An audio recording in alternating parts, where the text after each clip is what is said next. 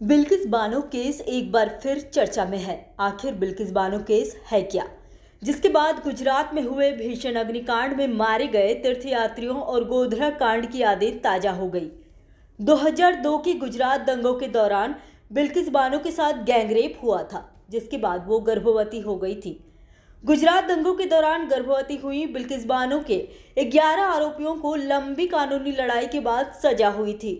Court ने 2008 में बिल्किस के गुनहगारों को आजीवन कारावास की सजा सुनाई थी। कौन है बिल्किस बानो?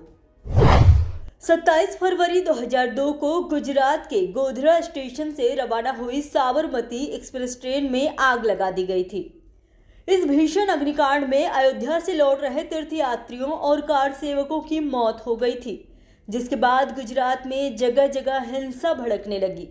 हिंसा भड़कता देख बिल्किस दाहोद जिले के राधिकपुर को छोड़कर निकल गई। बिल्किस के साथ उसके 3.5 साल की बेटी सालेहा और उसके परिवार के 15 और भी सदस्य थे।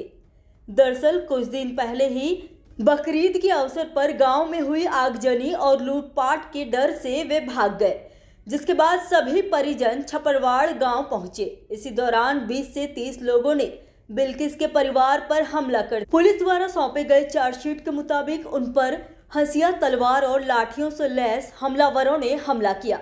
बिल्किस और उसकी मां और 3 अन्य महिलाओं के साथ बलात्कार किया गया और बेरहमी से पीटा गया। बताया जा रहा है कि राधिकपुर गांव के मुसलमानों के 17 सदस्यीय समूह में 8 मृत पाए गए थे, 6 लापता थे। हमले के बाद अगर किसी की जान बची तो उसमें बिल्किस, एक अन्य आदमी और 3 साल का एक बच्चा बच गया था। बिल्किस हमले के बाद बेहोशी की हालत में पाई गई थी। होश में आने के बाद बिल्किस एक होमगार्ड से मिली, जो कि बिल्किस को लिमखेड़ा पुलिस स्टेशन ले गया, जहां उस वक्त थाने में हेड कांस्टेबल सोमा भाई गौरी के पास उसने अपनी शिकायत दर्ज कराई। गोधरा राहत शिविर पहुंचने के बाद बिल्किस का मेडिकल जांच कराया गया, जिसके बाद इस मामले को राष्ट्रीय मानवाधिकार आयोग और सुप्रीम कोर्ट ने उठाया, जिसके बाद सीबीआई को जांच का आदेश दिया गया। बिल्किस बानो बलात्कार केस में मई 2017 में बॉम्बे हाई कोर्ट ने बलात्कार मामले में 11 लोगों पर आरोप सिद्ध होने के बाद आजीवन कारावास को बरकरार रखा और पुलिसकर्मियों और डॉक्टरों सहित 7 लोगों को बरी कर दिया गया। अप्रैल 2019 में सुप्रीम कोर्ट ने गुजरात सरकार को 2 सप्ताह के भीतर मुआवजे के रूप में 50 लाख देने का निर्देश दिया। बिल्किस मामले में आरोपी सभी दोषियों को 2014 की नहीं बल्कि 1992 की नीति के तहत सजा माफ की गई है। 2014 में नई और संशोधित माफी नीति आई थी, जो कि अभी भी प्रभावी है, जिसमें दोषियों की श्रेणियों के बारे में जानकारी है, जिसमें यह बताया गया है कि किन दोषियों को राहत दी जा सकती है और किन दोषियों को नहीं दी जा सकती। जिसमें यह दिया गया है कि 2 या 2 से अधिक व्यक्तियों की सामूहिक हत्या के लिए और बलात्कार या सामूहिक बलात्कार के दोषी सजायाफ्ता कैदियों की सजा माफ नहीं की जाएगी।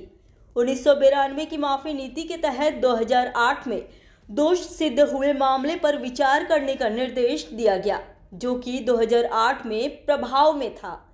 1992 की माफी नीति के अनुसार उसमें यह स्पष्ट नहीं था कि किसे माफी दी जा सकती है, किसे नहीं। 2014 की नीति की तुलना में वह उतनी विस्तृत नहीं थी। दोषियों को 3 चरणों में रिहा किया जाएगा।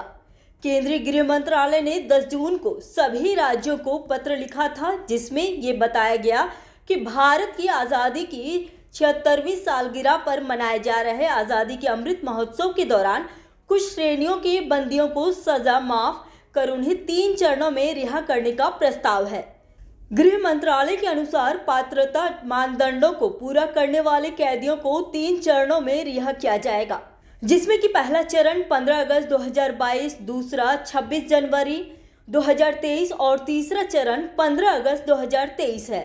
सुप्रीम कोर्ट ने गुजरात सरकार को 9 जुलाई 1992 की माफी नीति के अनुसार समय से पहले ही रिहाई के आवेदन पर विचार करने का निर्देश दिया था।